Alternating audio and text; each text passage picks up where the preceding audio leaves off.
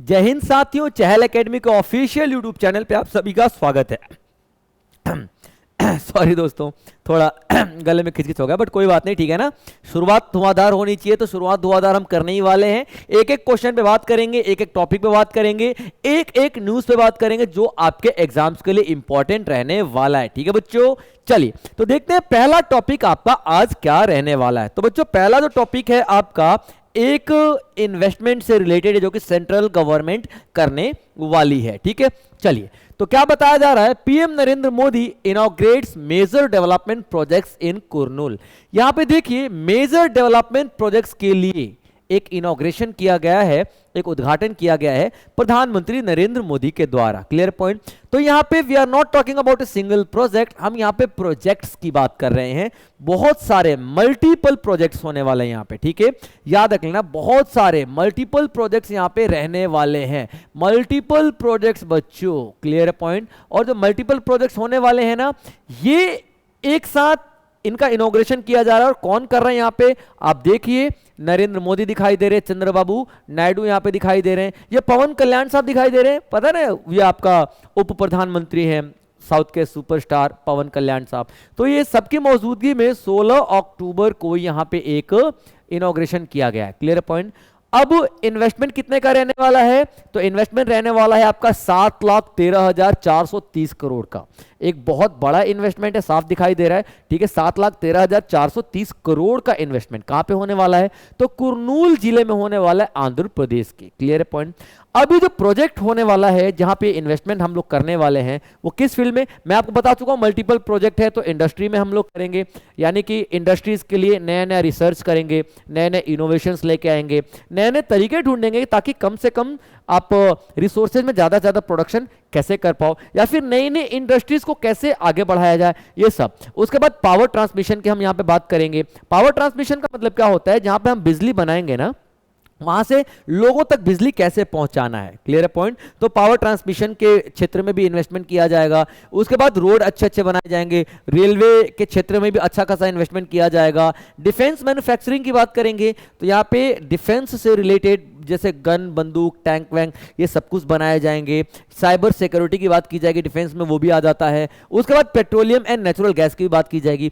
तो इन सभी पे टोटल कितने, 7,13,430 करोड़ रुपए इन्वेस्टमेंट करने वाली है सरकार आंध्र प्रदेश के कुरनूल जिले में 16 अक्टूबर को, जिसका उद्घाटन किया है पीएम नरेंद्र मोदी ने। किसकी मौजूदगी में, तो पवन कल्याण जो कि उप प्रधानमंत्री हैं, नॉट उप प्रधानमंत्री, उप मुख्यमंत्री हैं, और मुख्यमंत्री चंद्रबाबू नायडू हैं आंध्र प्रदेश के। इन दोनों की मौजूदगी में यहां पे ये कदम उठाया गया, इनॉग्रेशन किया गया है। क्लियर पॉइंट यहां पे। चलिए अब कुछ और पॉइंट पे बात कर लेते हैं, और क्या क्या यहां पे डिसाइड किया गया है। क्लीन एनर्जी के बारे में डिसीजन लिया गया है। जो क्लीन एनर्जी के बारे में हम आगे इन्वेस्टमेंट यहां पे बता तो चुका हूं कि इन्वेस्टमेंट तो करेंगे क्लीन एनर्जी के बारे में, लेकिन एक टेक अवे यहां पर यह भी है कि अभी तक हमारे पास क्लीन एनर्जी की बात कर रहे हैं तो यूनिवर्सल इलेक्ट्रिसिटी एक्सेस हो चुकी है। गवर्नमेंट ने ये इनॉग्रेशन जब किया है, उद्घाटन किया है, तो दावा किया है कि यूनिवर्सल यानी कि हर किसी के पास भारत में इलेक्ट्रिसिटी आ चुकी है, ऐसा बताया जा रहा है सरकार के द्वारा। और कितनी इलेक्ट्रिसिटी आ चुकी है, पर कैपिटा 1400 यूनिट की कंजप्शन है। 1400 यूनिट हर एक इंसान को यहां पे मिल रही है बिजली, ऐसा यहां पे कहा गया है। ठीक है, बट मुझे लगता है कि अभी सरकार को थोड़ा बहुत रिव्यू करने की जरूरत है, क्योंकि यहां पे बहुत सारे ऐसे गांव हैं, आप छत्तीसगढ़ चले जाओ, उड़ीसा चले जाओ, बिहार चले जाओ, उत्तर प्रदेश चले जाओ, झारखंड चले जाओ, आपको बहुत सारे ऐसे राज्य मिल जाएंगे, राज्य तो है ही, बहुत सारे ऐसे गांव मिल जाएंगे जहां पे बिजली आज भी नहीं है, बहुत सारे ऐसे डिस्ट्रिक्ट मिल जाएंगे जहां पे बिजली आज भी नहीं है। यहां पे सरकार को थोड़ा ध्यान देने की जरूरत है, ये ऐसे किताबी आंकड़ों से काम नहीं चलने वाला है। ठीक है बच्चों, जबकि सरकार क्या बता रही है, 1400 यूनिट मिल रही है प्रति व्यक्ति यहां पे कंजप्शन है इलेक्ट्रिसिटी का, ऐसा नहीं है। ठीक है, आप बता रहे हो इंडस्ट्री बहुत ज्यादा खा रही है, अमीर लोग बहुत ज्यादा खा रहे हैं, लेकिन आप एवरेज बता रहे हो, एवरेज में ये लोग नहीं आते हैं, याद रखिएगा। Clear point. एवरेज में कैलकुलेशन में तो आ जाते हैं, लेकिन वास्तव में उनको बिजली नहीं दी जाती है। चलिए, विशाखापट्टनम का भी एक विजन रखा गया यहां पे इस इनॉग्रेशन में, यहां बातचीत की गई। तो विशाखापट्टनम को क्या बनाने की कोशिश की गई है, एआई एंड कनेक्टिविटी बढ़ाने की बात की गई, यानी कि AI hub, AI hub, AI यानी कि आर्टिफिशियल हब बनाने की बात की गई है। किसको, विशाखापट्टनम को, याद रखना। यानी कि कंट्री का पहला आर्टिफिशियल इंटेलिजेंसी हब बनने वाला है ये, क्या, विशाखापट्टनम। जैसे कि हमारा आईटी सेक्टर की बात करें तो आपका बेंगलोर आ जाता है ना, ठीक है। लेदर हब, लेदर सिटी की बात करें तो कानपुर आ जाता है। इस तरीके से हम इंफॉर्मेशन, ये इसी तरीके से हम आपका ये आर्टिफिशियल इंटेलिजेंस की बात कर रहे हैं, तो अब विशाखापट्टनम को हम लोग आर्टिफिशियल इंटेलिजेंस हब बनाने की कोशिश करेंगे। ये सब यहाँ पे बात की गई है, और इन्वेस्टमेंट की बात मैं आपको ऑलरेडी बता ही चुका हूं। जो प्रोजेक्ट होगा ये क्या रीजनल डेवलपमेंट की बात करेगा, यानी कि कुर्नूल जो है आपका, कुर्नूल जिला जो है, ठीक है, कुर्नूल जिला, इसकी बात करेगा, कुर्नूल जिला में डेवलपमेंट की बात करेगा, विशाखापट्टनम की बात करेगा, उसके बाद आपका पूरा विशाखापट्टनम की बात करेगा, उसके बाद आपका ये आंध्र प्रदेश की बात करेगा, पूरा आंध्र प्रदेश की बात कर रहा है, ठीक है। तो यहाँ पे क्या बताया जा रहा है सरकार के द्वारा या फिर इस लेख के द्वारा, इस आर्टिकल के द्वारा, कि यहाँ पे हम लोग क्या रीजनल डेवलपमेंट करेंगे, ठीक है। जो रीजनल डेवलपमेंट करेंगे, कुर्नूल हो गया, विशाखापट्टनम हो गया, फिर और भी डिस्ट्रिक्ट हैं आंध्र प्रदेश के, तो डेफिनेटली यहाँ पे नेशनल डेवलपमेंट अपने आप हो जाएगी। तो ओवरऑल देखा जाए तो नेशनल डेवलपमेंट का लक्ष्य रखा जा रहा है, इस वजह से इन स्टेट्स को डेवलप करने की कोशिश की जा रही है, जिसमें सबसे पहला नाम किसका आ जाता है, तो आपका आंध्र प्रदेश का आ जाता है। इंडिया का ओवरऑल डेवलपमेंट, ओवरऑल ग्रोथ की हम यहाँ पे बात करें, टारगेट रखेंगे, लेकिन स्टेट्स को डेवलप करेंगे तो ही तो इंडिया डेवलप होगा, वही बात यहाँ पे की जा रही है। इंफ्रास्ट्रक्चर को अपग्रेड करने की बात की जा रही है, नए नए रोड बनाने की बात की जा रही है, रेलवे की बात की जाएगी, ठीक है, इंडस्ट्रियल फैसिलिटीज की बात की जाएगी, उसके बाद इंप्लॉयमेंट जनरेट करने की बात की जाएगी, इन्वेस्टमेंट अपॉर्चुनिटीज की बात की जाएगी। इन्वेस्टमेंट तब आती है किसी भी राज्य में जब वहां पे स्पेशल इकोनॉमिक जोन बनाए जाते हैं। स्पेशल इकोनॉमिक जोन का मतलब क्या होता है, एक ऐसा एरिया बना दिया जाएगा जिसमें इलेक्ट्रिसिटी कभी नहीं जाएगी, रोड बहुत अच्छे होंगे, ये पानी की सुविधा बहुत अच्छी होगी, यहाँ पे ऑफिस बहुत अच्छे अच्छे होंगे, मतलब एक ऐसा एरिया बना दिया जाएगा ना, जबकि कोई फॉरेन से बंदा आए इन्वेस्टमेंट करने के लिए तो वो देखे अरे यहाँ पे इन्वेस्टमेंट कर दूंगा, यहाँ पे ना बिजली जा रही है, कनेक्टिविटी बहुत अच्छा है, तो इन्वेस्टमेंट करेगा ना। तो किसी भी राज्य को अगर चाहिए कि वो इन्वेस्टमेंट ज़्यादा अट्रैक्ट करे तो उसको स्पेशल इकोनॉमिक जोन बनाना ही पड़ेंगे। तो यहाँ पे स्पेशल इकोनॉमिक जोन जैसी चीज़ें बनाने की बात हो रही है। क्लियर पॉइंट यहाँ पे। अब देखिए क्लीन एनर्जी पे फोकस करेंगे, इलेक्ट्रिसिटी एक्सेस पे फोकस करेंगे कि और ज़्यादा लोगों को इलेक्ट्रिसिटी मिल जाए। अभी तक 1400 यूनिट हर किसी को मिल रही है पर कैपिटा, हो सकता है कि 2000 यूनिट में मिले, ऐसा आगे कोशिश की जाएगी। सस्टेनेबल डेवलपमेंट पे हम लोग बात करेंगे, प्रायोरिटी रखेंगे कि सस्टेनेबल डेवलपमेंट हो। सस्टेनेबल डेवलपमेंट का मतलब ये होता है कि हम खुद तो डेवलपमेंट कर रहे हैं, खुद तो एनर्जी का इस्तेमाल कर रहे हैं, लेकिन ऐसा नहीं कि सारी सारी एनर्जी हम लोग बर्बाद कर दें, आने वाली जनरेशन के लिए नहीं बचे। सस्टेनेबल का मतलब क्या होता है, हम अपने लिए तो ठीक ठाक कर ही रहे हैं, करेंगे ही, और अपनी आने वाले जनरेशन के लिए भी बचा के रखेंगे। This is called sustainable development, सतत विकास कहते हैं। Clear point. तो सतत विकास की तरह बात करेंगे, ठीक है। ऐसे हम लोग इनिशिएटिव ले आएंगे कि एआई हब बनाएंगे, आर्टिफिशियल इंटेलिजेंस हब बनाएंगे, और इंडिया को टेक्नोलॉजिकल और डिजिटल लीडरशिप की फील्ड में बहुत आगे लेकर के जाएंगे। ये पूरा का पूरा आपका आर्टिकल यही बताता है। तो आपका तो ये पीएम नरेंद्र मोदी साहब का ये जो इनिशिएटिव है कुर्नूल आंध्र प्रदेश में, ये बताता है कि हम लोग टेक्नोलॉजी की तरफ बहुत ज़्यादा ध्यान दे रहे हैं, बहुत ज़्यादा इनोवेशंस को बढ़ावा दे रहे हैं, और अच्छा खासा पैसा हम लोग यहाँ पे खर्च करने वाले हैं। ठीक है बच्चों, चलिए अगला आता है आर्टिकल आपका 5th एडिशन ऑफ द समुद्र शक्ति 2025। देखिए इंडिया और इंडोनेशिया के बीच में एक नेवी एक्सरसाइज हो रही है जिसका नाम क्या है, समुद्र शक्ति। देखिए जब दो देश एक्सरसाइज करते हैं, मिलिट्री एक्सरसाइज हो गया, एयरफोर्स एक्सरसाइज, नेवी एक्सरसाइज, या फिर आपका ट्राई सर्विसेज कह सकते हैं, जिसमें कि नेवी, आर्मी, एयरफोर्स तीनों मिल के एक्सरसाइज करते हैं, उसको हम लोग ट्राई सर्विसेज के नाम से जानते हैं। तो किसी भी तरीके का एक्सरसाइज हो तो ये दो रीजन से की जाती है एक्सरसाइज।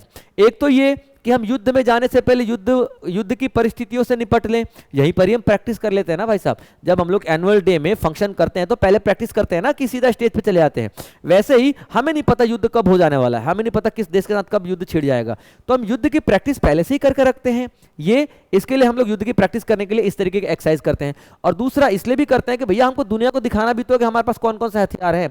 जो जो हथियार इस एक्सरसाइज में इस्तेमाल होने वाले हैं, इस नेवी के एक्सरसाइज में इस्तेमाल होने वाले हैं, वो सारे हथियार पूरी दुनिया देखेगी भी तो अपने हथियारों को, अपनी पावर को डेमोन्स्ट्रेशन करने के लिए भी हम लोग क्या करते हैं, मिलिट्री, नेवी, एयरफोर्स, आर्मी, जो भी एक्सरसाइज हम लोग किया करते हैं। तो यहाँ पे इंडिया और यानी कि भारत और इंडोनेशिया दोनों की नेवी जो है एक साथ यहाँ पे एक्सरसाइज करेंगी। क्लियर पॉइंट यहाँ पे। और कौन सी, तो याद रखना समुद्र शक्ति एक्सरसाइज। क्लियर पॉइंट, समुद्र शक्ति एक्सरसाइज परफॉर्म कर रही है। क्लियर पॉइंट याद रखना, ठीक है। चले तो इसी एक्सरसाइज के बारे में हम लोग यहाँ पे बात करने वाले हैं।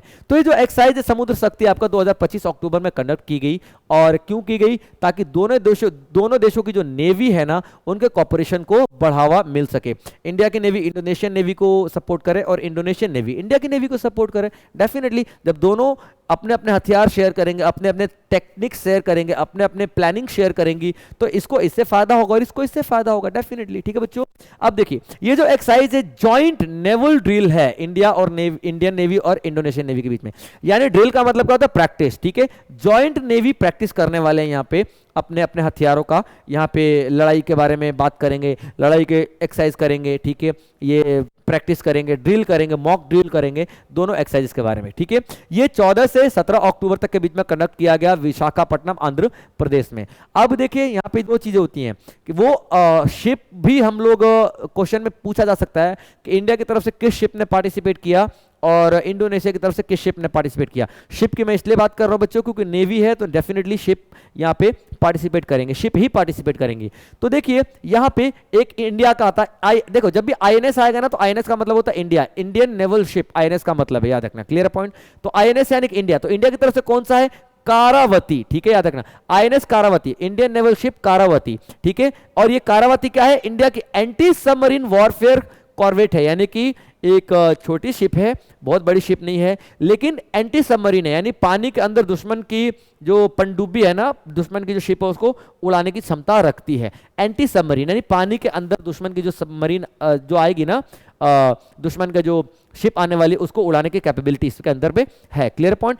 तो ये आईएनएस कारावती भारत की तरफ से पार्टिसिपेट कर रहा है और दूसरा यहाँ पे क्रीजोन लाई इंडोनेशिया की तरफ से पार्टिसिपेट कर रहा है। और क्रीजोन लाई क्या है? ये एक हेलीकॉप्टर है, याद रखना। तो नीचे नीचे शिप चलेगी और ऊपर से हेलीकॉप्टर चलेगा, किसका? इंडोनेशिया का, ऐसे ऐसे ऐसे, और सारे दुश्मनों को देखते हुए चलेंगे। यही तो प्रैक्टिस है, इस तरीके से प्रैक्टिस करनी है, यही तो देखना है कि फेल हो रहे हैं कि पास हो रहे हैं। Clear point? तो ये दोनों अपने अपने हथियार इस तरीके से भेजेंगे। ठीक है, ये जो एक्सरसाइज है ये हमारा मैरीटाइम कॉपरेशन को बढ़ावा देगी, इंटरऑपरेबिलिटी को बढ़ावा देगी, एक दूसरे को हम सहायता कर रहे हैं, मदद कर रहे हैं, उसको बढ़ावा देगी, म्यूचुअल अंडरस्टैंडिंग को बढ़ावा देगी। इंडोनेशिया को जब भी जरूरत पड़ेगी इंडिया की, इंडिया हमेशा खड़ा रहेगा क्योंकि एक्सरसाइज उसके साथ परफॉर्म कर रहा है। इंडोनेशिया इंडिया के लिए खड़ा रहेगा क्योंकि यहाँ पे ये एक्सरसाइज हम लोग परफॉर्म कर रहे हैं, इसीलिए कि भैया दोनों भाई भाई, ठीक है, अपन एक दूसरे की हेल्प किया करेंगे। ठीक है, ये दो फेज में किया जाता है। जब भी देखो मैरीटाइम एक्सरसाइज होगा ना, यानी कि नेवी की जो एक्सरसाइज होगी ना, हमेशा दो फेज में की जाएगी। अब दो फेज कौन से होते हैं?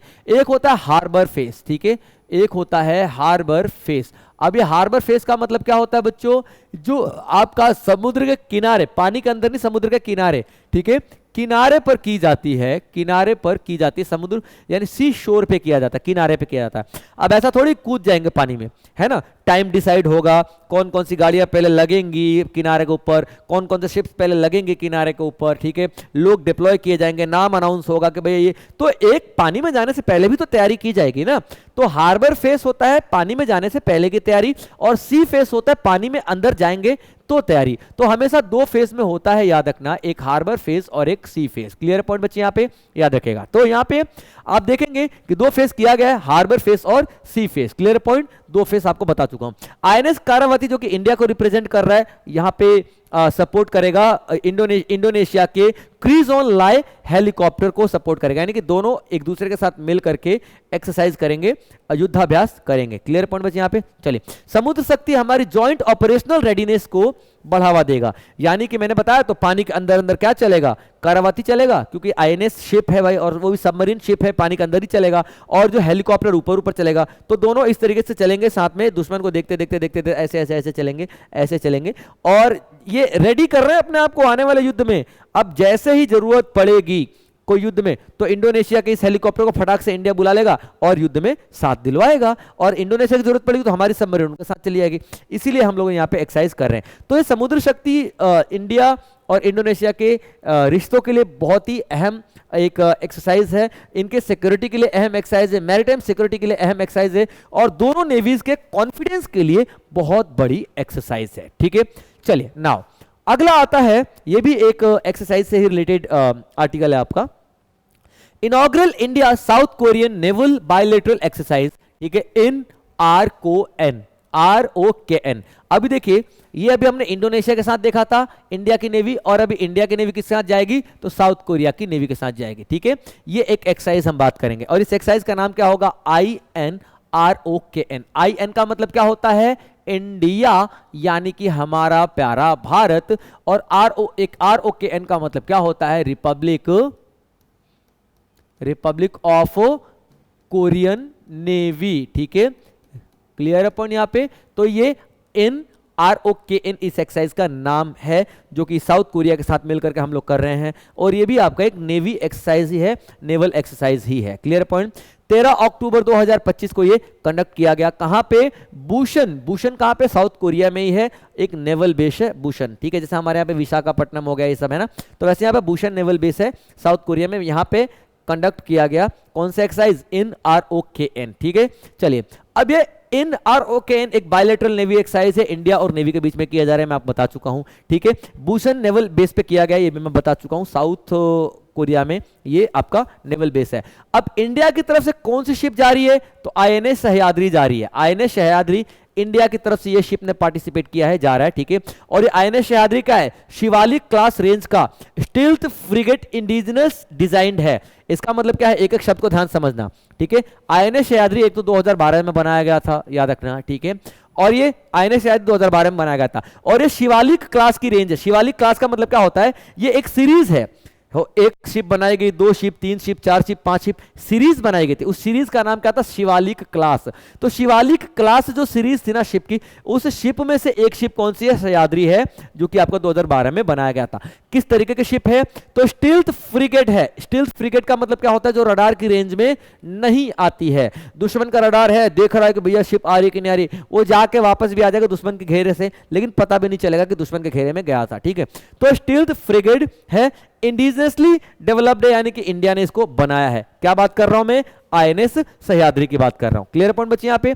चलिए अब यहां पे ये कुछ अलग सा आ गया बच्चों। ठीक है, एलेक्सम पे आ गया।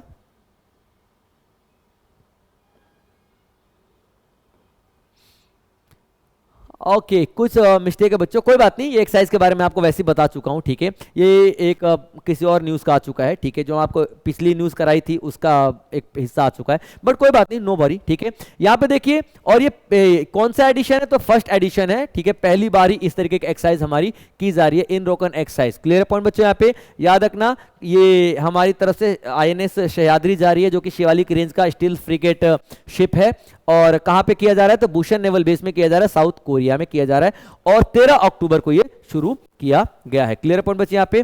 चलिए अगला जो न्यूज आता है, बजाज फिनसर्व AMC लॉन्चेस पे विद म्यूचुअल फंड फीचर।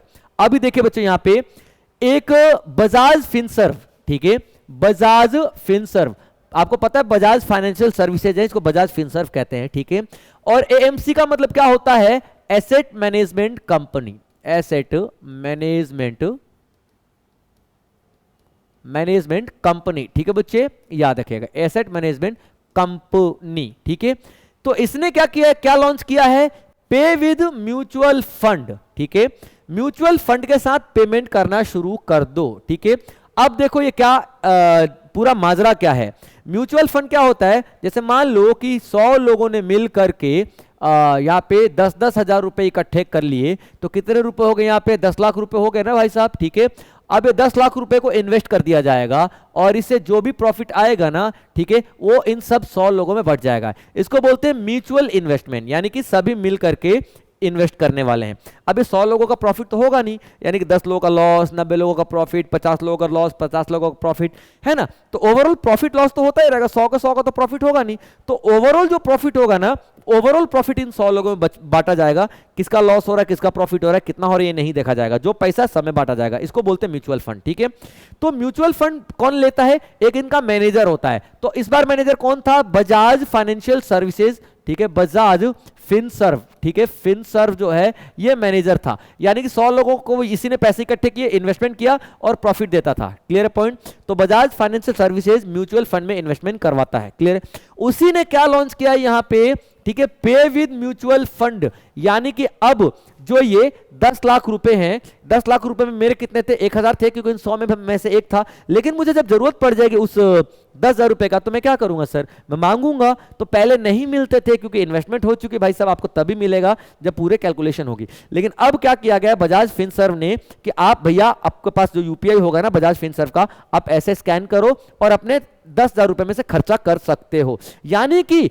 आप म्यूचुअल फंड से पेमेंट दे सकते हो। पे with mutual fund feature launch किया है। अब समझ में आ गया ना क्या है ये। तो बजाज फाइनेंशियल सर्विसेज ने क्या किया, पे विद म्यूचुअल फंड, जो आपका म्यूचुअल फंड है ना उसमें से भी आप पेमेंट दे सकते हो, ये फीचर लॉन्च कर दिया है। क्लियर पॉइंट, यही आपका न्यूज है। चलिए अब देखते हैं। तो बजाज फाइनेंशियल सर्विसेज एएमसी यानी कि एसेट मैनेजमेंट कंपनी ने, ठीक है, पे विद म्यूचुअल फंड लॉन्च किया है, ठीक है, कि अपने यूपीआई से आप पेमेंट दे सकते हो इंस्टेंटली।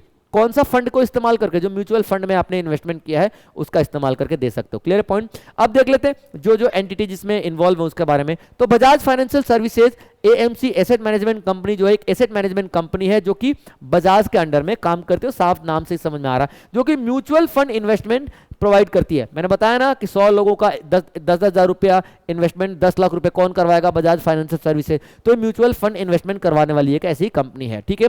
अब ये पार्टनरशिप किसके साथ करेगी, क्यूरी मनी के साथ करेगी। क्या, क्यूरी मनी। क्यूरी मनी भी एक ऐसा ही प्लेटफॉर्म है जो कि म्यूचुअल फंड से पेमेंट करवाती है, याद रखना। लेकिन क्यूरी मनी में आप ज्यादा से ज्यादा 2.5 लाख का पेमेंट कर सकते हो, ठीक है, या फिर जितना आपका म्यूचुअल फंड है उसका 90% पे कर सकते हो, ठीक है, याद रखना।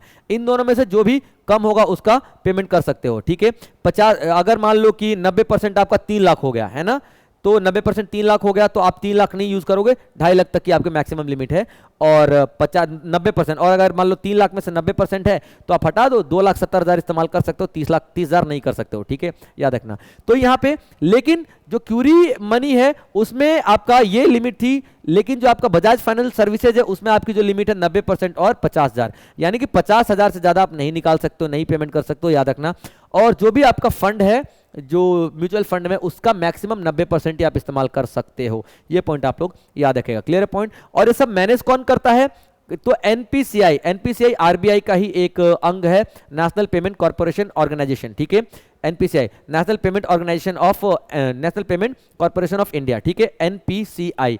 तो ये क्या करता है, ऑनलाइन जितना भी ट्रांजैक्शन होता है ना उसको डील करता है इंडिया के अंदर में। तो उसी ने इसको अप्रूव किया है। उसकी रजिस्ट्रेशन, उसके लाइसेंस के बिना भाई साहब आप ये काम कदम नहीं उठा सकते थे। तो यहां पे मैं कहूं तो किसने इसको लाइसेंस दिया है, किसने इसको अप्रूव किया है कि ये पे विद म्यूचुअल फंड फीचर को लॉन्च कर सके, तो एनपीसीआई ने इसको परमिशन दिया है। एनपीसीआई क्या है, तो आरबीआई का ही एक अंग है, एक डिपार्टमेंट आप कह सकते हो, जिसको 2008 में बनाया गया था ताकि ऑनलाइन पेमेंट को ज्यादा से ज्यादा बढ़ावा मिल सके। तो ये सिर्फ और सिर्फ ऑनलाइन पेमेंट पे ही फोकस करता है। तो एनपीसीआई ने ही इसको परमिशन दिया है। क्लियर पॉइंट बच्चे यहाँ पे। चलिए अब देखिए, अब इन्वेस्टर्स क्या करेंगे, ये जो फीचर आने के बाद इन्वेस्टर डायरेक्टली लिंक करेंगे म्यूचुअल फंड को, ठीक है, अपने यूपीआई ट्रांजैक्शन के लिए, ठीक है, अपने जैसे हम लोग बैंक अकाउंट को लिंक कर देते हैं ना यूपीआई से, अब ये जो म्यूचुअल फंड को डायरेक्टली लिंक कर देंगे यूपीआई से और पेमेंट कर दिया करेंगे। पेमेंट मैक्सिमम कितनी हो सकती है, 50,000 या फिर 90% ऑफ द इन्वेस्टमेंट, जो आपने म्यूचुअल फंड में पैसा डाला उसका 90%, जो भी कम होगा आप वो इन्वेस्टमेंट कर सकते हो। क्यूआर कोड से आप पेमेंट कर सकते हो और जो रिडेम्पशन होगा आपके अकाउंट से ऑटोमेटिकली कट जाएगा। Clear point. अब ये क्यों किया जा रहा है, सर मैं म्यूचुअल फंड में इन्वेस्टमेंट ना करके क्यों ना अपने बैंक में पैसा रख लूं जब मुझे निकालना ही है। तो सर अगर आप इस्तेमाल नहीं करोगे आपको म्यूचुअल फंड में रिटर्न भी तो ज्यादा मिलेगा ना, है ना। म्यूचुअल फंड में हमेशा रिटर्न ज्यादा मिलता है as compare to your saving account. Saving account से ज्यादा रिटर्न आपको म्यूचुअल फंड में कभी भी मिलेगा। नहीं इस्तेमाल किया तो म्यूचुअल फंड में पड़े रहने दो, जब जरूरत पड़ेगी तो भैया निकाल लूंगा, क्या दिक्कत है, निकालने की फैसिलिटी तो दे ही रहे हैं यहाँ पे। तो यहाँ पे ज्यादा रिटर्न भी आपको दिया जाता है। Clear point. तो ये जो फीचर है ना लोगों को मोटिवेट करेगा टू इन्वेस्ट करने के लिए, ठीक है, to invest in mutual fund. Mutual fund में इन्वेस्ट करने के लिए काफी ज्यादा इन्वेस्ट करेगा, एनकरेज करेगा। अब म्यूचुअल फंड में लोग इसलिए इन्वेस्टमेंट नहीं करते थे कि पैसे निकलते नहीं थे। अब बोल तो दिया जब चाहो निकाल लेना भैया, यूपीआई से निकाल लो, क्या दिक्कत है। तो यहाँ पे अब आप निकाल पाओगे, इसलिए आप लोग म्यूचुअल फंड में ज्यादा इन्वेस्टमेंट करोगे। क्लियर पॉइंट बच्चों। चलिए अगला आर्टिकल आता है आपका, BLS international wins contract to operate IVAC in China. अब देखिए बीएस इंटरनेशनल एक कंपनी है, ठीक है, उसने एक कॉन्ट्रैक्ट जीत लिया है। क्या करने के लिए, ऑपरेट करने के लिए। क्या ऑपरेट करने के लिए, आईवीएसी ऑपरेट करने के लिए चाइना के अंदर में। तो सबसे पहले हम लोग देखते हैं कि आईवीएसी क्या है, जिसको ऑपरेट करने के लिए लाइसेंस मिला है, ठीक है। तो आईवीएसी क्या होता है? इंडियन वीजा एप्लीकेशन सेंटर, ठीक है। आईवीएसी इंडियन वीजा एप्लीकेशन सेंटर होता है, ठीक है। अब इसका क्या मतलब होता है? इंडियन वीजा एप्लीकेशन सेंटर, ठीक है। एप्लीकेशन सेंटर याद रखेगा, ठीक है। ये कहां पे खोला गया है? चाइना में खोला गया है।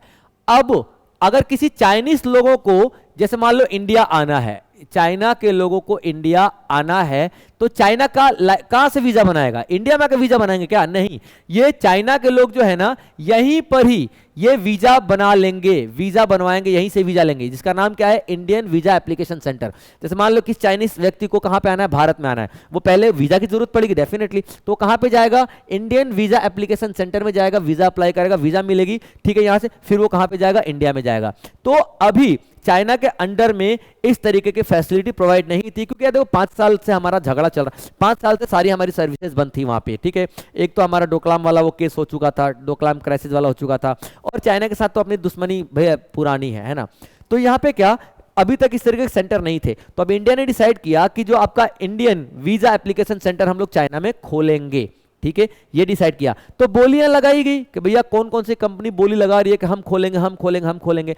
तो यहां पे किस कंपनी ने जीत लिया है बोली? बीएलएस कंपनी ने जीत लिया है, ठीक है। ये कॉन्ट्रैक्ट, और कितने साल का कॉन्ट्रैक्ट है? तो 3 साल का कॉन्ट्रैक्ट जीत लिया है। यानी इंडियन गवर्नमेंट ने बीएलएस इंटरनेशनल को कहा है कि तुम 3 साल के लिए चाइना में अपनी वीजा एप्लीकेशन कंपनी या सेंटर लगा सकते हो, जहां पे अगर किसी चाइनीज को इंडिया में आना है तो वहां पे जाके वीजा ले लेगा, और कब से कब तक? 2025 से लेकर के 2028 तक के बीच में। क्लियर पॉइंट बच्चे यहाँ पे? चलिए, तो अब देखिए बीएलएस इंटरनेशनल सर्विसेज 3 साल का कॉन्ट्रैक्ट जीत चुका है किस, और ये कौन देगा? इंडियन गवर्नमेंट में कौन सी ministry? Ministry of external affairs, क्योंकि भैया एक्सटर्नल अफेयर की तो बात हो रही है ना, विदेश की तो बात हो रही है। तो मिनिस्ट्री ऑफ एक्सटर्नल अफेयर से 3 साल के लिए कॉन्ट्रैक्ट जीत लिया है किसने? बीएलएस इंटरनेशनल ने। क्लियर पॉइंट यहाँ पे? चलिए, अब बीएलएस इंटरनेशनल जो है, ठीक है, ग्लोबल आउटसोर्सिंग कंपनी है जो कि visa, consular, passport services provide करती है, और मिनिस्ट्री ऑफ एक्सटर्नल अफेयर्स से मिलके से कॉन्ट्रैक्ट जीत करके अब ये क्या करेगी? आईवीएसी यानी इंडियन वीजा एप्लीकेशन सेंटर खोलेगी।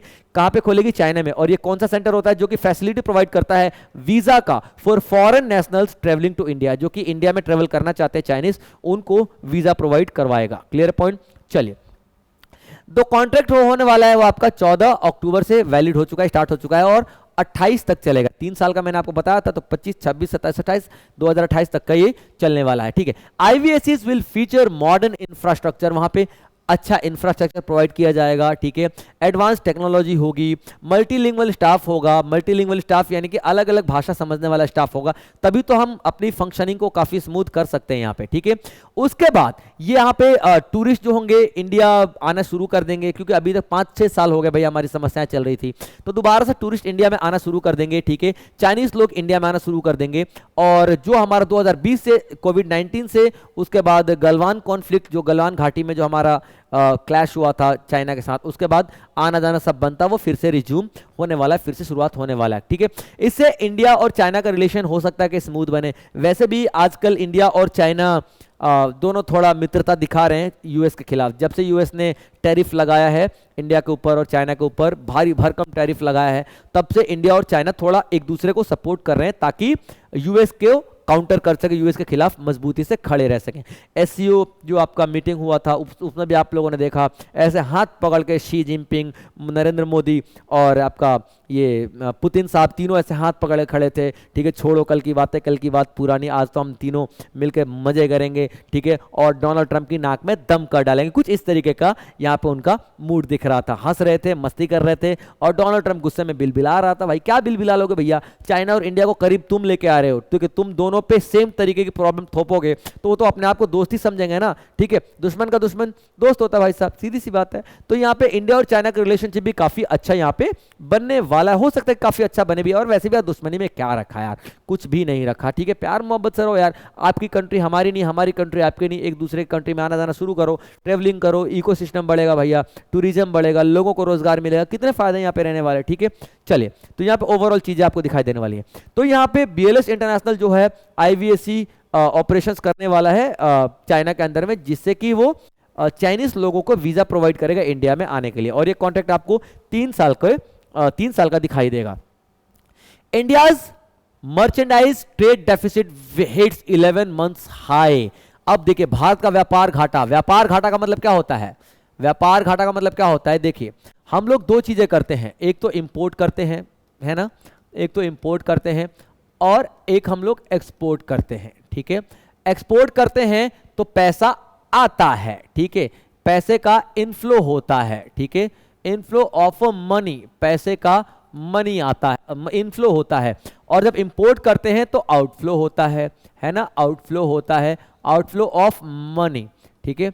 तो जब पैसा ज्यादा आएगा और कम जाएगा तो इसका मतलब ज्यादा आ रहा है कम जा रहा है, जैसे मान लो यहाँ पे 1 लाख रुपया आ रहा है, ठीक है, और 70,000 रुपया जा रहा है, ठीक है, तो 30,000 प्लस में आया ना भाई साहब, तो इसको बोलते हैं सरप्लस, यानी कि हमारे पास ज्यादा पैसा आ रहा है, ठीक है। लेकिन इसका उल्टा हो जाए, 1 लाख आपका जा रहा है, ठीक है, और 70,000 आपका आ रहा है, तो घाटे में चलेगा ना, हम कितना घाटे में चलेगा, 30,000 हम लोग घाटे में चलेगा भाई साहब, है ना। तो ये कहलाता है ट्रेड डेफिसिट, जब हमारा इंपोर्ट ज्यादा हो जाए एक्सपोर्ट से, क्लियर है पॉइंट। यानी कि हम लोगों ने इंपोर्ट कितने कर लिया, हम लोगों ने 1 लाख का इंपोर्ट कर लिया, एग्जांपल दे रहा हूं, ये इसको एग्जैक्ट आंकड़ा मत समझ लेना, ठीक है, और एक्सपोर्ट किया महज 70,000 का, यानी 70,000 आया और 1 लाख चला जाएगा, तो 30,000 का तो हमारा घाटा हुआ ना, इसको बोलते ट्रेड डेफिसिट। तो न्यूज क्या बता रही है कि पिछले 11 महीनों में पहली बार इतना ज्यादा ट्रेड डेफिसिट आया है, इतना ज्यादा भारत का घाटा हुआ है, यही आपका न्यूज रहने वाला है, क्लियर पॉइंट। तो चलिए अब जो इंडिया का जो ट्रेड डेफिसिट रहने वाला है हो चुका है कितना, 32.15 बिलियन इन सितंबर 2025, 32.15 बिलियन सितंबर 2025 में, जो कि हमारा 25.13 बिलियन था। एक एक्सपेक्टेशन था कि इतना होगा हमारा, इससे ज्यादा घाटा नहीं होगा, लेकिन हमारा इससे ज्यादा घाटा कितना हो चुका, 32.15 बिलियन का घाटा हो चुका है। हमारा एक्सपेक्टेशन कितना था, उम्मीदें कितनी थी, 25.13 की, और 32.15 बिलियन का हमारा घाटा ऑलरेडी हो चुका है, क्लियर पॉइंट। अब देखिए ये क्या बोल रहा है, ठीक है, मर्केंडाइज ट्रेड डेफिसिट क्या हो चुका है, होता है मैं आपको बता चुका हूं, एक गैप होता है value of goods imported and exported, दोनों इंपोर्ट और एक्सपोर्ट का वैल्यू मैं आपको बता चुका हूं, एग्जांपल के तौर पर दिया था तो 30,000 घाटा था, वही आपको यहां पे बता रहा है। Higher deficit indicates import exceeds import, ज्यादा डेफिसिट का मतलब क्या होता है, हमारा इंपोर्ट ज्यादा है एक्सपोर्ट कम है, क्लियर पॉइंट। एक्सपोर्ट क्या होता है, गुड्स जो हम बाहर बेचते हैं, इंपोर्ट क्या होता है, गुड्स हम लोग जो खरीदते हैं, और इन्हीं का गैप हमारा कहता है ट्रेड डेफिसिट, ठीक है। अब पूरी न्यूज देख लेते हैं। एक्सपोर्ट जो है आपका हमारा ऐसा नहीं कि बढ़ा नहीं है, थोड़ा सा बढ़ा है, बढ़ा लेकिन थोड़ा सा बढ़ा है, ठीक है। कितना बढ़ा याद रखना, जो हमारा 35.10 बिलियन का एक्सपोर्ट हुआ करता था, ठीक है, वो हमारा 36.38 बिलियन का एक्सपोर्ट हो चुका है, थोड़ा सा तो बढ़ा ही है यार, ठीक है। बढ़ ज्यादा भी सकता था, लेकिन यूएस में हमारे एक्सपोर्ट अब बहुत ही कम हो चुके हैं टैरिफ की वजह से, यूएस में हमारा सामान जा नहीं रहा टैरिफ की वजह से, तो डेफिनेटली वो वाला एक्सपोर्ट भी तो कटेगा ना यार, तो यहाँ पे वो एक्सपोर्ट भी तकरीबन कट ही गया है, ठीक है। तो यहाँ पे क्या दिखाया जा रहा है, ठीक है, कि यहाँ पे एक्सपोर्ट बढ़ा है नो डाउट, लेकिन बहुत ही कम बढ़ा है, ठीक है, याद रखना। क्यों, क्योंकि यूएस ने टैरिफ बहुत ज्यादा लगा दिया था, और 50% ये सभी को ही है, क्लियर पॉइंट। इन टेक्सटाइल हो गया, श्रिम्प हो गया, ज्वेलरी हो गया, ये सब सेक्टर में हमारा कहीं ना कहीं कमी आई है देखने के लिए, ठीक है। इंपोर्ट जो है हमारा बहुत ही तेजी से आपको दिखाई देगा, कितना 68.53 बिलियन, ठीक है, कितना हो चुका है 61.59 बिलियन से, यानी कि हम लोग इतने का इंपोर्ट करते थे, ठीक है, यानी पहले इतना पेमेंट होता था और अब कितना हो गया 68.53। हमने एक्सपोर्ट की बात की तो एक्सपोर्ट पे हमारा बहुत माइनर सा बढ़ा है, लेकिन इंपोर्ट हमारा देखो कितना ज्यादा बढ़ गया है। तो कहीं ना कहीं जब हमारे इंपोर्ट पर ज्यादा पैसा जा रहा है और कम पैसा आ रहा है तो गैप तो बढ़ेगा ही, ऑब्वियस सी बात है, वही यहाँ पे आपको दिखाई दे रहा है। और क्यों हमारा इंपोर्ट बढ़ रहा है, क्योंकि हमने यहाँ पे ऑयल बहुत ज्यादा खरीद रहे हैं, मशीनरी बहुत ज्यादा खरीद रहे हैं, इलेक्ट्रॉनिक गुड्स हम यहाँ पे बहुत ही ज्यादा खरीद रहे हैं। और अभी तो दिवाली वाली बात तो हुई नहीं है, अभी तो दिवाली में जो लड़ियां वड़ियां हम लोगों ने लगाई हैं चाइना से सब, ठीक है, ये भी तो हमने इंपोर्ट ही किया है ना भाई साहब। तो ये अभी अगला जो महीना आएगा ना, नवंबर वाला महीना, तो ये और ज्यादा बढ़ जाएगा, देख लेना आप लोग, क्लियर पॉइंट। चलिए अब देखते हैं इंडिया का जो सर्विस ट्रेड है, अब थोड़ा तोड़ तोड़ के बात कर लेते हैं छोटे छोटे शब्दों में। इंडिया का जो सर्विस ट्रेड है, सर्विस का मतलब क्या होता है, देखो दो तरीके की चीज एक्सपोर्ट इंपोर्ट होती है, गुड्स एंड सर्विसेज। गुड्स का मतलब होता है सामान, जैसे कि ये मार्कर हो गया, ये गुड्स है, ठीक है, ये माइक हो गया गुड्स है जिनको छू सकता हूं। सर्विसेज का मतलब क्या होता है, हमने हमने अपनी सेवा दी, फीस ली, आ गए। जैसे हमारे डॉक्टर गए विदेश में, सेवा सत्कार करके आए, मतलब इलाज करके आए, फीस लेके आए। हमारे इंजीनियर गए बिल्डिंग बना के आए। ये सब सर्विसेज होती हैं। हम कुछ बेचने नहीं जाते, हम जाते हैं, कुछ काम वाम करते हैं, फीस लेके आ जाते हैं। इसको हम लोग सर्विस बोलते हैं। इनको हम लोग छू नहीं सकते, वो चीज बेचते हैं। हमने अपनी सर्विस दी, क्या छुआ हमने? कुछ भी नहीं। तो सर्विसेज की बात कर लेते हैं, ठीक है। तो जो इंडिया का जो सर्विस है ना, पॉजिटिव रहा है, यानी कि हम लोग पहले कितना 15.29 बिलियन का मतलब करते थे, ठीक है। उसके बाद हमारा कितना 30.82 बिलियन का हमारा एक्सपोर्ट हो चुका है, याद रखना। क्लियर पॉइंट यहाँ पे, ठीक है, याद रखना। यानी कि हमारा इंपोर्ट कितने का, 15.29 बिलियन का इंपोर्ट, और एक्सपोर्ट इतने का। तो ये यहां पे हमारा पॉजिटिव रहा है, हमने एक्सपोर्ट ज्यादा किया, यानी कि हमारे इंजीनियर्स बाहर ज्यादा काम करके आए, हमारे डॉक्टर्स बाहर ज्यादा काम करके आए, हमारे लीगल लोग ज्यादा काम करके आए बाहर, ठीक है। लेकिन हमारा इंपोर्ट बहुत ही कम रहा है, ठीक है। तो यहाँ पे सरप्लस कितना रहा, 15.53। मैंने आपको क्या बताया था, सरप्लस मतलब प्रॉफिट होगा, यानी कि इंपोर्ट कम किया, एक्सपोर्ट ज्यादा किया, तभी तो ज्यादा पैसा है, तो सरप्लस हमारा यहाँ पे आया। Clear point. तो यहाँ पे जो डेफिसिट जो है हमारा, इतना ज्यादा जो गैप दिखाई दे रहा है, पहली बार 11 महीने में इतना ज्यादा गैप दिखाई दे रहा है, इसका मतलब क्या है? ये क्या बताता है कि हमारा ट्रेड टेंशन बहुत ज्यादा चल रहे हैं लोगों के साथ, तभी तो लोग हमसे सामान नहीं खरीदना चाहते हैं ना। जैसे यूएस के साथ हमारा सामान नहीं खरीदना चाहता, भाई नहीं खरीदेगा तो हम क्या कर सकते हैं, ठीक है, मत खरीद, ठीक है। टर्की हमारा सामान नहीं खरीदना चाहता, नहीं खरीदना चाहता, तो हम कैसे जबरदस्ती बेच दे? तो डेफिनेटली यहाँ पे हमारा एक्सपोर्ट तो कम होगा, तो ट्रेड टेंशन दिखाई दे रहा है। और हम लोग इंपोर्ट बहुत ज्यादा कर रहे हैं, क्योंकि डेफिनेटली ऑयल तो हमको चाहिए, ऑयल पे ही तो हमारी इंडस्ट्रीज चल रही हैं, गाड़ियां चल रही हैं, ऑयल हमको चाहिए, तो इंपोर्ट हमको बहुत ज्यादा कर रहे हैं। तो यहाँ पे देखा जा रहा है कि हम इंपोर्ट ज्यादा कर रहे हैं और एक्सपोर्ट बहुत ही कम कर पा रहे हैं, ट्रेड टेंशंस की वजह से, टैरिफ की वजह से, या फिर ग्लोबल कंपटीशन की वजह से, जिसकी वजह से ये गैप है वो काफी ज्यादा बढ़ चुका है। क्लियर पॉइंट बच्चे यहाँ पे। तो अब इंडिया को क्या करना पड़ेगा, कुछ ऐसे तरीके निकालने पड़ेंगे जिससे कि एक्सपोर्ट बढ़े, ठीक है। एक्सपोर्ट क्या हो, एक्सपोर्ट बढ़े और इंपोर्ट घटे। इंपोर्ट घटने के लिए हम लोग क्या करना पड़ेगा, आत्मनिर्भर भारत बनना पड़ेगा, यानी कि जो चीजें हम लोग यहाँ पे इंपोर्ट कर रहे हैं ना, उसका प्रोडक्शन इंडिया में करें। और एक्सपोर्ट की बात करें ना, तो एक्सपोर्ट ड्यूटी फ्री कर दो ना यार, एक्सपोर्ट, ठीक है। यानी कि एक्सपोर्ट पे ड्यूटी ही मत लगाओ, टैरिफ ही मत लगाओ, भाई जितना बेच सकते हो बेचो। तो इंडिया को कहीं ना कहीं ऐसे ऐसे कदम उठाने पड़ेंगे, जो आपका एक्सपोर्ट है उसको फ्री करना पड़ेगा, या फिर बहुत ही कम करना पड़ेगा एक्सपोर्ट ड्यूटी को। और इंपोर्ट के लिए ऐसे ऐसे सब्स्टिट्यूट यहीं पर ही बनाने पड़ेंगे, ठीक है। इनवर्ड लुकिंग ट्रेड स्ट्रेटजी अपनानी पड़ेगी कि भारत में इतना इंपोर्ट प्रोडक्शन कर लो कि आपको कहीं ना कहीं आपको जरूरत ही नहीं पड़ेगी, भाई इन सब चीज़ों की जरूरत नहीं पड़ेगी ज़्यादा प्रोडक्शन इंपोर्ट करने की। तो डेफिनेटली यहाँ पे ये चीज़ें सुधर जाएंगी, ठीक है। आगे देखिए, अगला आता है यहाँ पे, ठीक है, धर्मज, ठीक है। धर्मज भारत का एक एनआरआई गांव, यानी कि एक एनआरआई, नॉन रेजिडेंट्स इंडियंस, ठीक है। ये एनआरआई कौन होते हैं? वो लोग होते हैं जो कि होते तो भारतीय मूल के हैं, होते तो इंडियन ओरिजिन के हैं, लेकिन विदेशों में जाके रहते हैं। भाई बहुत ही ज्यादा इंपॉर्टेंट है विदेशों में जाकर रहना। जैसे देखो, हम लोग बोलते हैं विदेशी सेवा कर रहा है, विदेशों में जाकर रह रहा है, भारत का होकर, भारत में पढ़ाई लिखाई किया, विदेशों में कमा रहा है। हाँ, बहुत जरूरी है। वो विदेशों में कमा रहा है ना, ठीक है, तो फॉरेन करेंसी भारत में उसी की वजह से आ रही है, ठीक है। उसी की वजह से नहीं, लेकिन उसकी वजह से भी आ रही है, क्योंकि वो वहां पे जॉब कर रहा है। जैसे मान लो $40,000 की जॉब कर रहा है, तो डॉलर भेजेगा ना अपने मम्मी पापा को, जिसको हम लोग क्या बोलते हैं, रेमिटेंस कहते हैं, ठीक है। हम लोग क्या बोलते हैं, रेमिटेंस कहते हैं। तो हमारी इकोनॉमी में हमारी इकोनॉमी जो एनआरआई है ना, उनका बहुत बड़ा योगदान है। इसीलिए हम लोग 9 जनवरी को क्या मनाते हैं, 9 जनवरी को हम लोग हर साल एनआरआई डे भी तो मनाते हैं, ठीक है। एनआरआई की योगदान को बहुत ज्यादा हम लोग ग्लोरीफाई करते हैं कि भैया आपका योगदान है तो बढ़िया हमारी इकोनॉमी के लिए, आप बाहर पैसा कमा रहे हो, भारत में भेज रहे हो, डॉलर भेज रहे हो, पाउंड भेज रहे हो, दिनार भेज रहे हो, तो भारत की इकोनॉमी को तो डेफिनेटली यहाँ पे फायदा पहुंचेगा ना भाई साहब, है ना। तो वही पॉइंट यहाँ पे आपको दिखाई देगा। Clear point.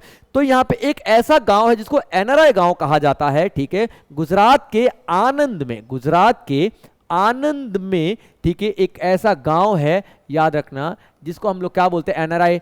और गांव का नाम क्या है, धर्मज, ठीक है।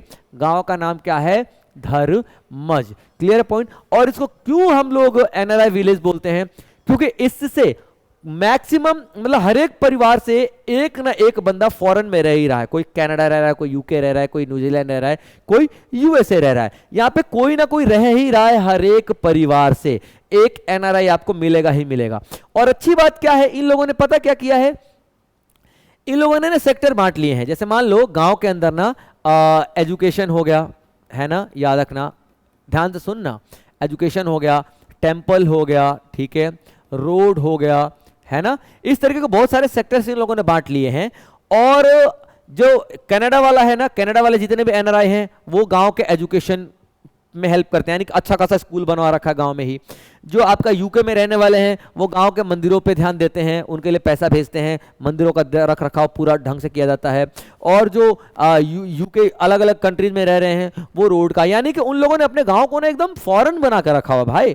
जितने लोग भी बाहर जाते हैं ना, जितने लोग भी बाहर से आ रहे हैं ना, वो सभी के सभी गांव के विकास में योगदान दे रहे हैं अलग अलग तरीके से। और यह मजे की बात यह भी है कि यहाँ पे ना एक धर्मज डे भी मनाया जाता है। क्या?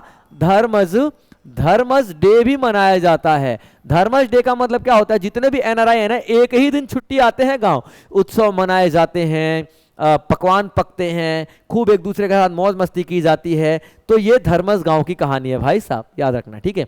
तो जो धर्मज गांव है आनंद डिस्ट्रिक्ट गुजरात में है, इसे हम लोग एनआरआई विलेज के नाम से भी जानते हैं। क्यों? ये यूनिक कनेक्शन रखता है नॉन रेजिडेंट का, अलग मतलब बहुत ही एक अलग, मतलब देखो एनआरआई तो पंजाब में भी बहुत सारे हैं, वो क्यों नहीं ऐसे काम कर पाते? अगर वो लोग काम कर पाते तो उनको मैं पढ़ा रहा होता ना। यानी कि यूनिक तरीके से लोगों ने अपने गांव को डेवलप करने की कोशिश किया, इसलिए मैं यहाँ पे आपको पढ़ा रहा है। एनआरआई कौन होता है? जो कि 182 दिन से ज्यादा किसी फॉरेन कंट्री में रहें, चाहे वो बिजनेस के लिए रहें या फिर पर्सनली रहें, किसी भी तरीके से रहें, ठीक है। अब देखिए धर्मज विलेज गुजरात के आपका आनंद गांव में मैं आपको पहले ही बता चुका हूं। ये जो एनआरआई का जो कम्युनिटी है वो स्कूल को सपोर्ट करती है, हॉस्पिटल बनवा रखा है इन लोगों ने, मंदिर बनवा रखे हैं, मॉडर्न इंफ्रास्ट्रक्चर बनवा रखे हैं, लिविंग स्टैंडर्ड गांव वालों को मेंटेन करके रखे हुए हैं। कोई बीमार पड़ेगा तो फटाफट इलाज करवा दिया जाएगा, ऐसा ऐसा हॉस्पिटल बनाकर रखा है। तो एनआरआई होने का फायदा ये लोग बहुत ज्यादा पहुंचाते हैं अपने गांव वालों को, ठीक है।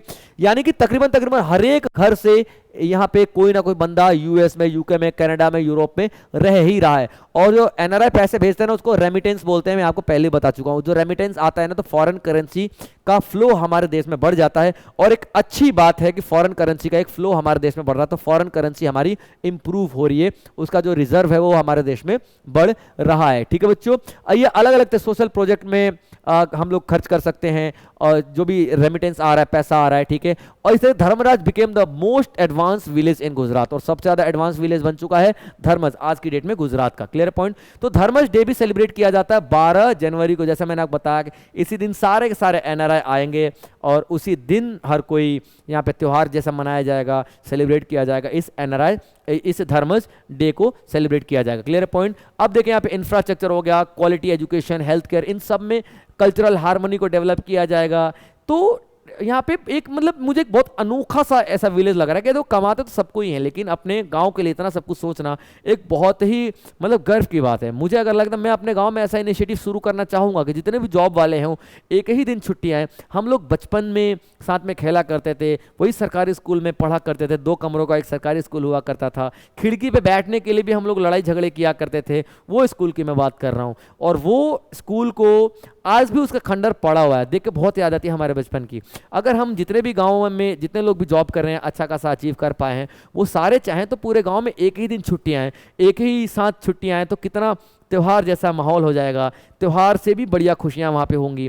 तो इस तरीके के दिन होने चाहिए। मुझे लगता है हर एक गांव को ऐसा दिन सेलिब्रेट करना चाहिए। जैसे मेरा गांव का नाम नावाडी है, तो नावाडी डे सेलिब्रेट होना चाहिए, अच्छी बात है ये, ठीक है। चलिए, तो इस तरीके से आप देखना जो धर्मज गांव है ना, ग्लोबल कनेक्शन शो कर रहा है, पूरी दुनिया से इन लोगों ने जोड़ दिया अपने गांव को। ऐसी ऐसी फैसिलिटी यहाँ पे लोग लेके आए हैं, कम्युनिटी पार्टिसिपेशन, हर कोई मिलकर पार्टिसिपेट कर रहा है ताकि उनके गांव को इंटरनेशनल लेवल तक पहुंचाया जाए, ठीक है। बहुत गर्व की बात है, अपने रूट्स को बहुत ऊपर तक पहुंचा दिया और उन्होंने अपने ये आपका जो गांव है इसको एक प्रोस्पेरस विलेज के रूप में स्थापित कर दिया है, ठीक है बच्चों। तो ये था आज का सेशन। मिलेंगे फिर से अगले सेशन में कुछ और न्यूज आर्टिकल के साथ जो आपके एग्जाम्स के लिए बेहद जरूरी रहने वाले हैं। तो ध्यान रखेंगे आप लोग, तब तक अपना जय हिंद।